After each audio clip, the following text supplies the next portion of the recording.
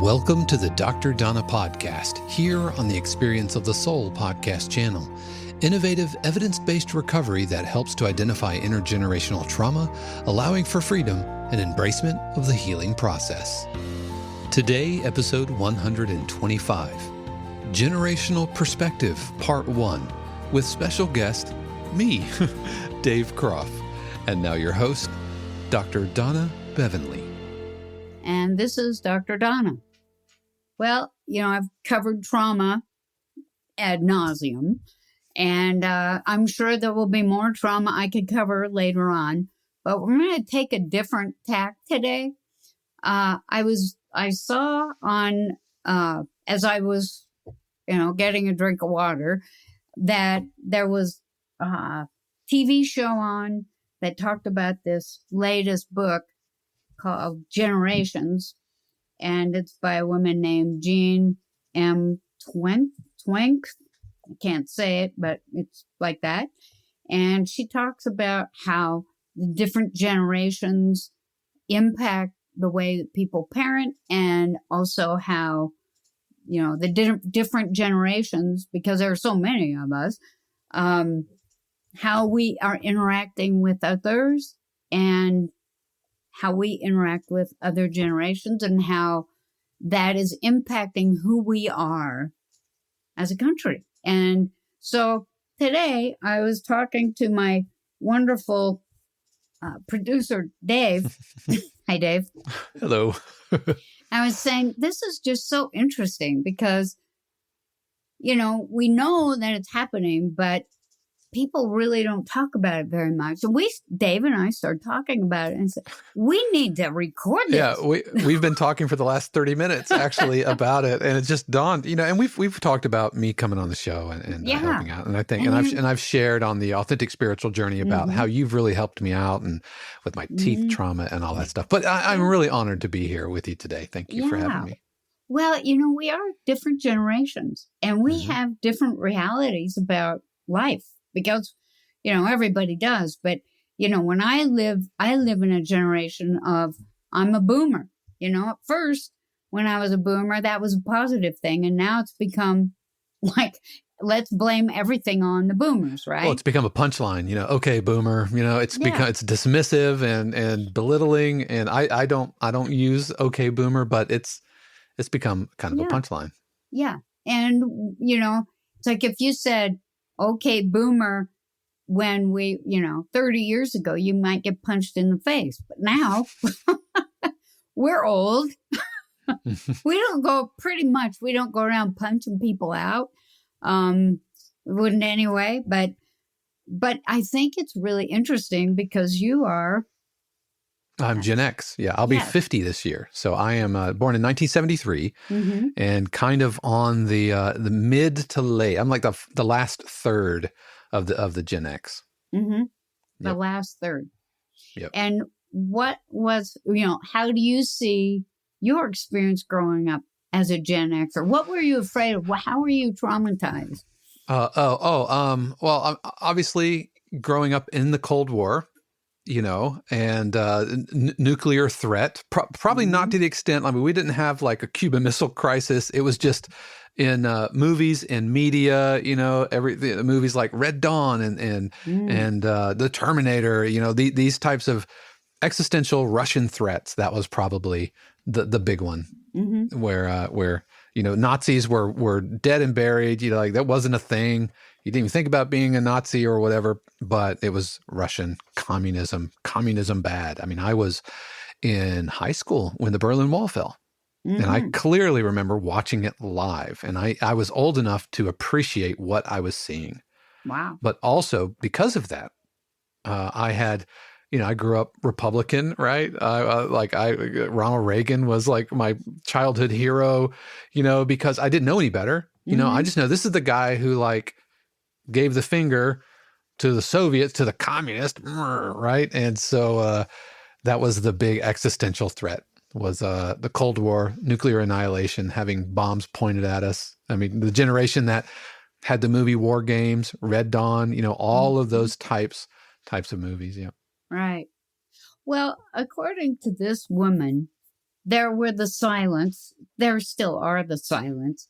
And the silents are the people who grew up in the Depression and World War II, and a lot of them are gone. But some of them are still around.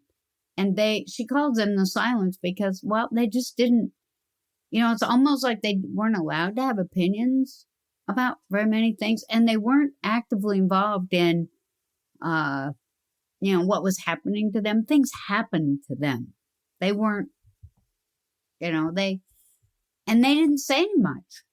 It's like World War II happened. They all, ran down, joined up, went to war, came back, shell-shocked, right. like slapped around. Right. and yeah, and the nuclear family with, dad Yes. working, mom staying at home, that whole kind of That's the right. thing that, that modern GOP keeps trying to get back to, right? Yes, that's what they think good Yep. life is, right? Exactly. And Unless I you're was a boomer. I was born to them, Yeah. right? They were my parents. Right. And, that wasn't fun at all. Parents weren't really present. Mother was so depressed, she couldn't see straight because how there, women at that time for boomers, women's roles changed dramatically. Mm-hmm. And, it was my generation that changed that pretty much. My mother's generation, it's like they were born to raise children and do wifely duties, which we know what that is, right? Right. And do it in silence and without Do it in complaining. silence. And you couldn't complain. You couldn't say anything. And, that was your husband was the voice for you. That's right. And that was perpetuated by the generations that came before it. That's right. I remember, they were silent. so my parents were boomers.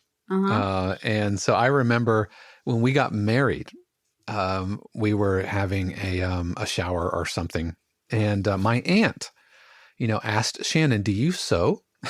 And Shannon's like, because my mom sewed. Like Yes, she of course. sewed us clothes. She was a costumer, all of that stuff. Yep. So she sewed. And so my aunt asked him, do you sew? And she's like, "No, I don't sew." And my aunt said, "Oh, it's okay. You'll learn."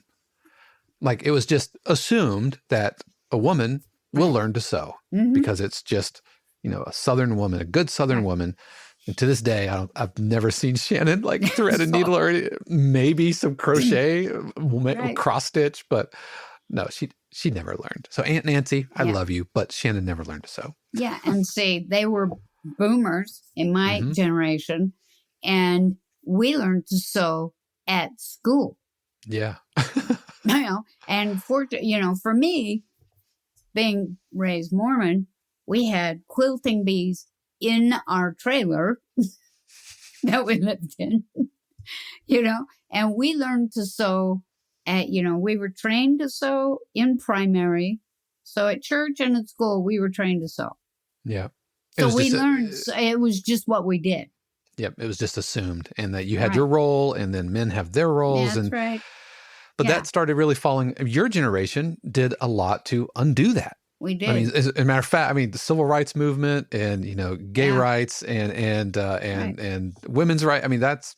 We were the you guys got original that wokes. done. Yeah. Back before it was a curse word, right? Yeah. It's like we were woke, and it wasn't a bad thing. It was a good thing. It means we became aware that, we need civil rights, and we need women's rights, and we need gay rights. And what the hell are we doing in Vietnam? Let's not forget that it was Richard Nixon who brought the EPA, the Environmental Protection. That was a Nixon thing. It was a Nixon thing. Yeah. And it was just assumed that was good and right, that civil rights are inherently, they're human rights. Mm-hmm. Mm-hmm. It didn't take much to get that passed. However, by the time we got to the ERA, we were dealing with, Gen Xers, and we were dealing with old silence. Mm-hmm. We still don't have the ERA. How that is flabbergasting to me. Yeah. We don't have equal rights amendment for women.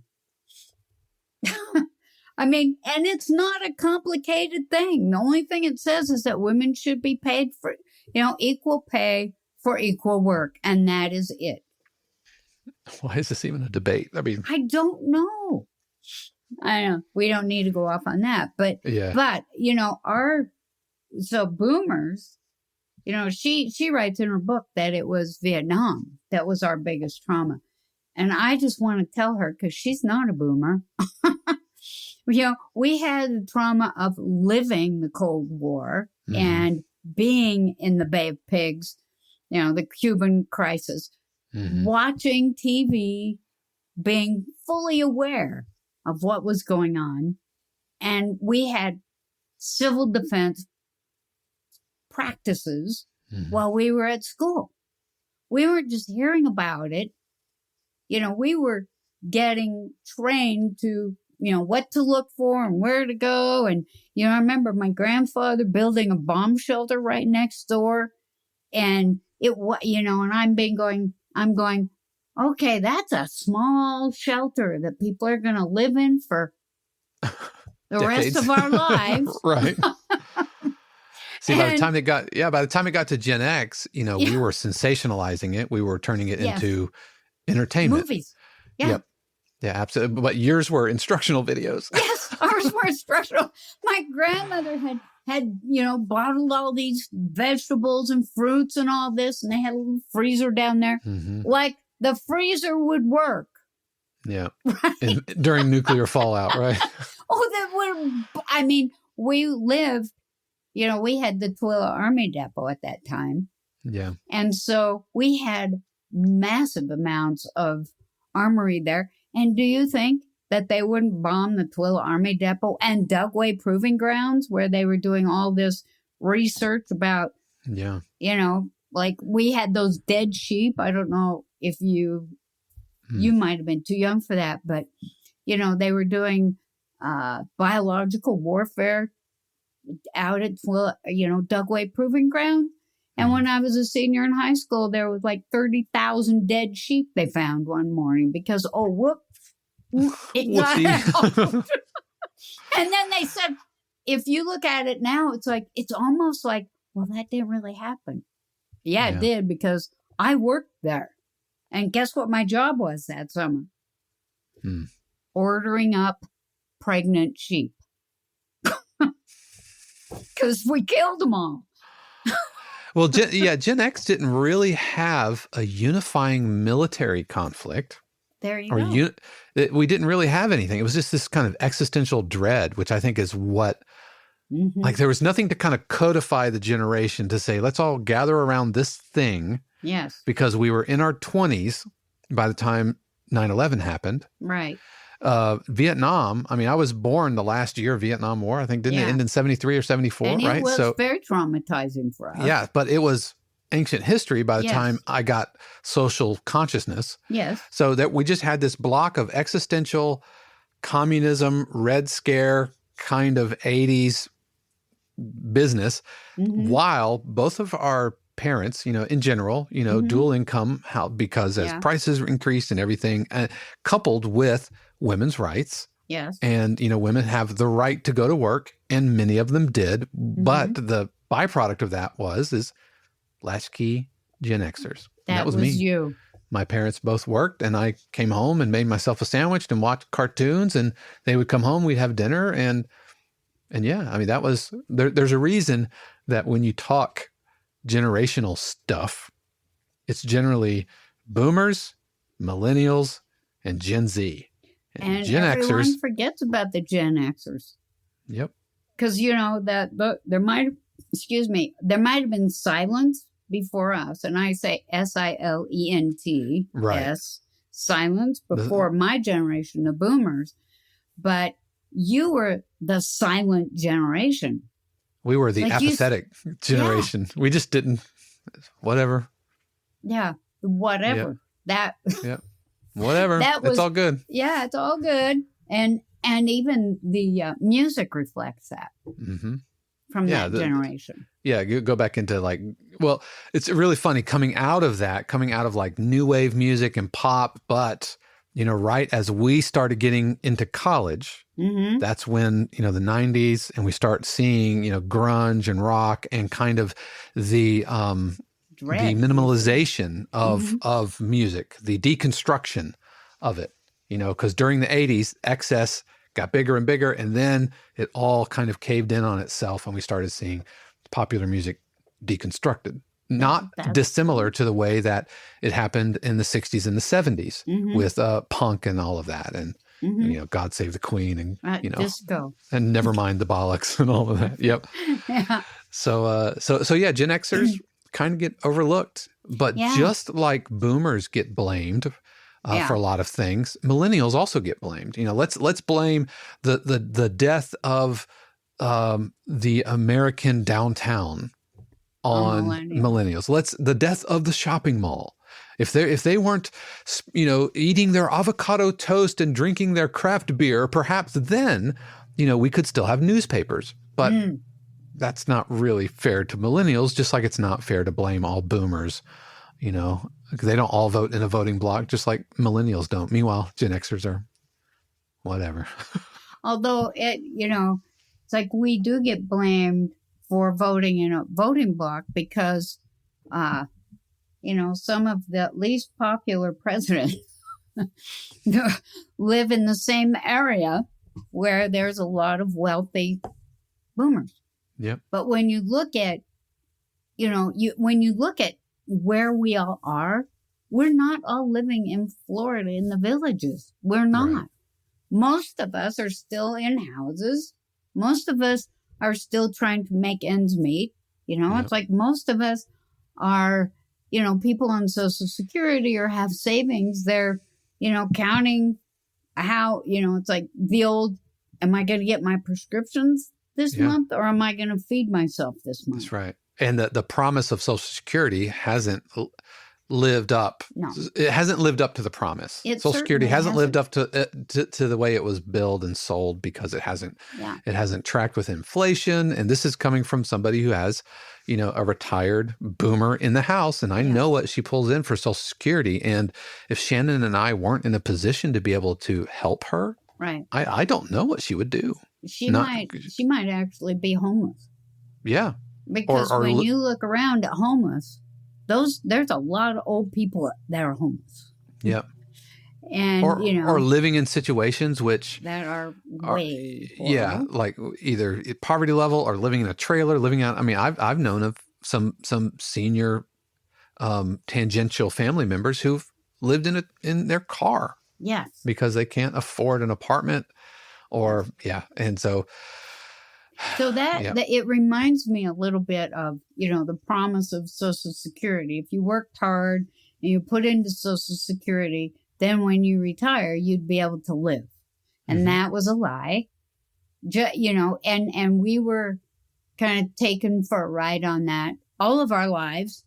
Just like now it's, for your generation and, the millennials and even the Gen Zers, and I don't know how it'll play out for them, but for the Gen Xers and the millennials, it's kind of like the promise of, well, you can get student loans and go to college and get, a great job and pay your loans back. It was a lie.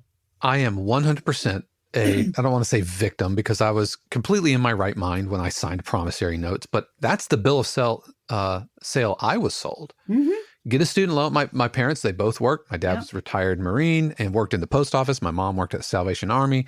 They had 4 kids, but they made enough to not qualify for government assistance, right? Exactly. But didn't make enough to just pay for me to go to school. And I knew that. So I easily and in full right mind and body signed those promissory notes. Right. But I'm still paying.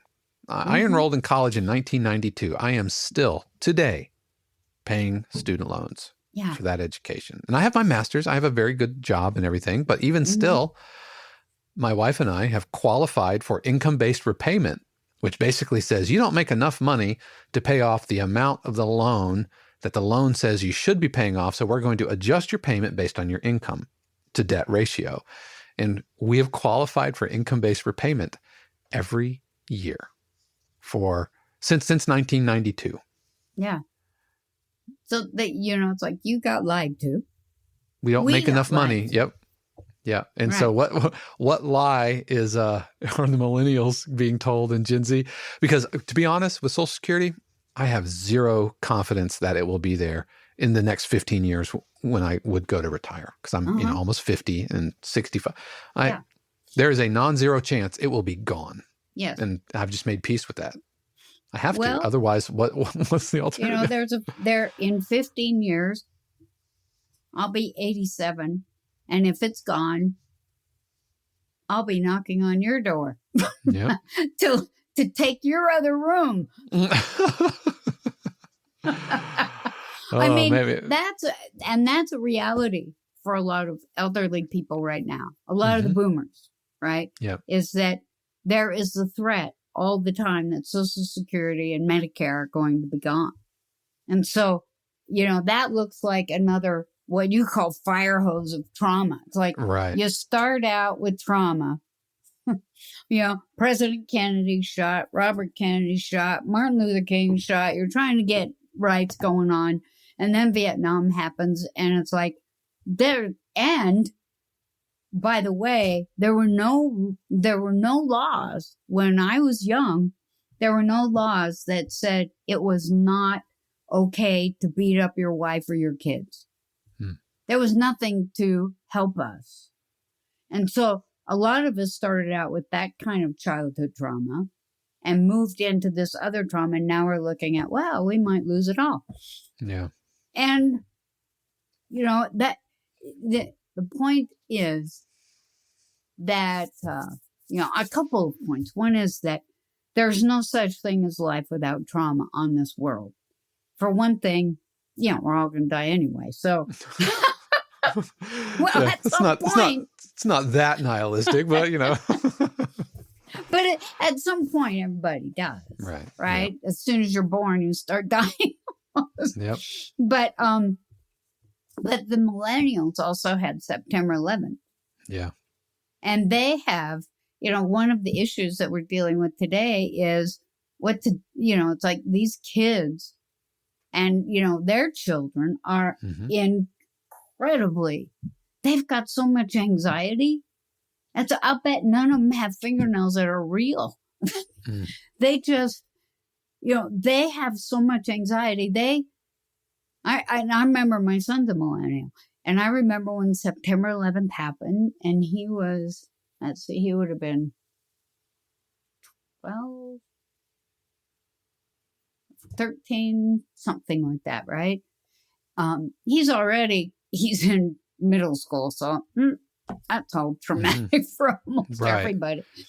And watching the towers go down on TV, I mean, the parents were so traumatized by that I think most of us, and, given my profession, I remember thinking, should he be watching this? This is pretty traumatic. I was traumatized to be able to make a decision about whether or not to, how much to involve him was, it's like, my brain's on fire. Yeah. We're still thinking that we're going to get, annihilated now. This is the big one. Duck and cover, everyone. Yeah. I was 28, right? So well on the other side into the generation. And I could tell you where I was. I watched the second tower fall live, and just shell shocked about what is happening here. But even still, it's like the generations before had like a government declared war. There was a clearly defined enemy. My Gen X didn't have that clearly defined enemy beyond just Soviet threat. Yes, but it was the Cold War. But now we had this another threat, which is nebulous and ill-defined. So let's point our energy. Are we pointing to the Middle East in general? Let's invade Iraq. They have weapons of mass destruction, even though it's really Saudi Arabia that kind of pulled it off. I mean, that's right. They pulled the trigger. Yeah. And so a generation growing up with having just no clearly defined enemy. Right. Which means that anybody can be an enemy. Yes. And that has really been weaponized today. That's what we're really, really seeing. Anybody that is other can be made into the enemy, that you can point you can point everything that's going wrong in the world, wrong in your life. You can point it at that ill-defined enemy because it's shapeless. And so you can mold it into whatever you need it to be.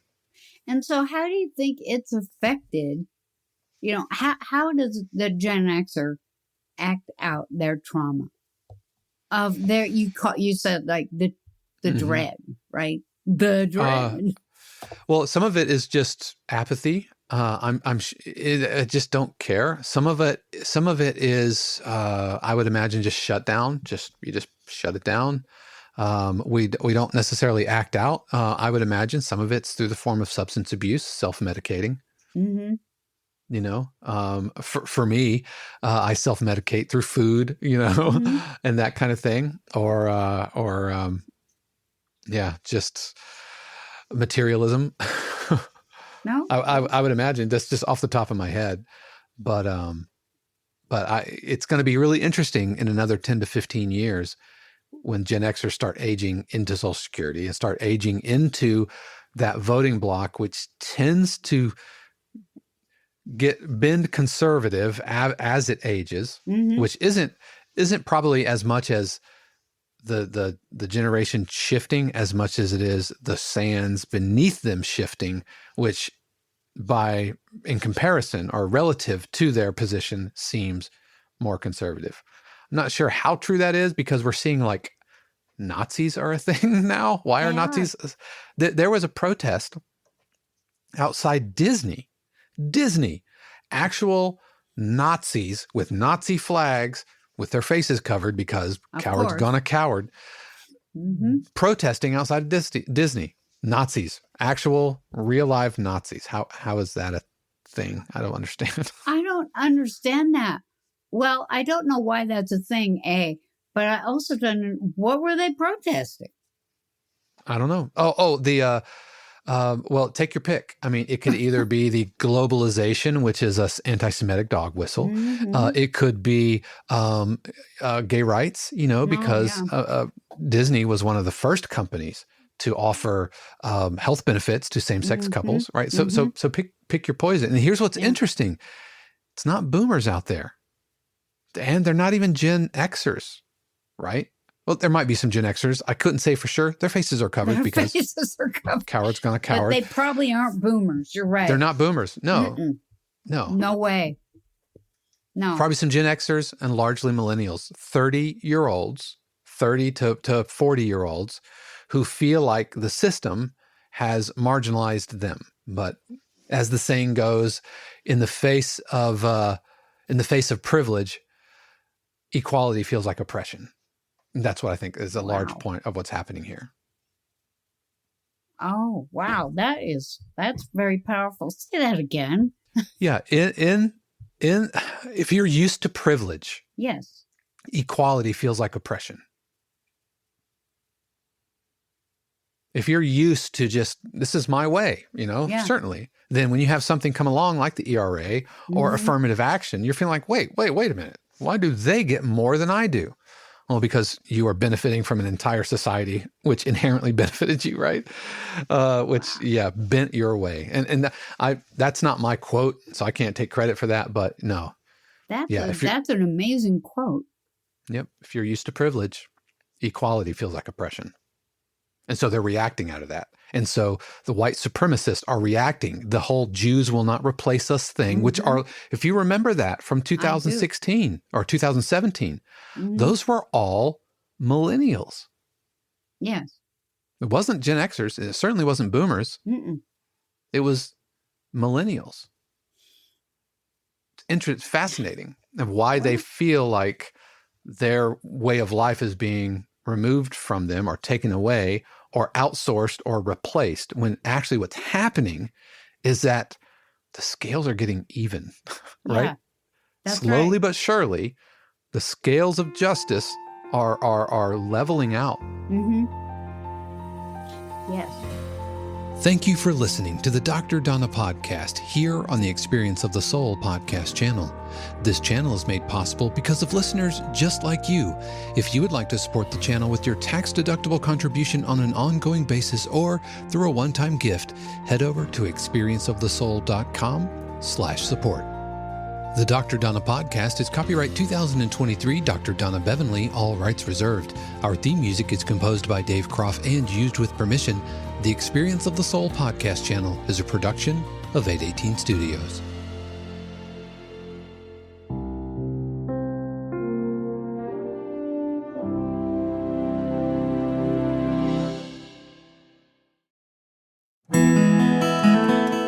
Hey friends, Sean here, your Experience of the Soul producer. I want to take a moment to tell you about something truly exciting. The SoulWorks online community, created by your host, Cynthia Alice Anderson, and available on the Mighty Networks app. If you're looking for a place where you can explore your spiritual path, connect with others, and grow in a meaningful way, then this is for you. SoulWorks is so much more than an online community. It's a safe, inclusive space for spiritual exploration, self-discovery, and personal transformation. Inside the community, you'll find everything from uplifting spiritual studies to soul-centered growth practices, meditations, affirmations, and so much more. It's a space where you'll always be supported and never judged. The best part, membership is free. You'll have access to powerful resources, inspiring content, and a supportive group of like-minded people who are all on their own unique spiritual journeys. And if you're ready to dive deeper, there are premium options available to enhance your experience with a live Monday night talk series and extended, deeper meditations. If you're seeking a place to connect, grow, and nurture your soul, we would love to have you join us in the SoulWorks community and see where this journey can take you. Visit my.soulworkscommunity.com today.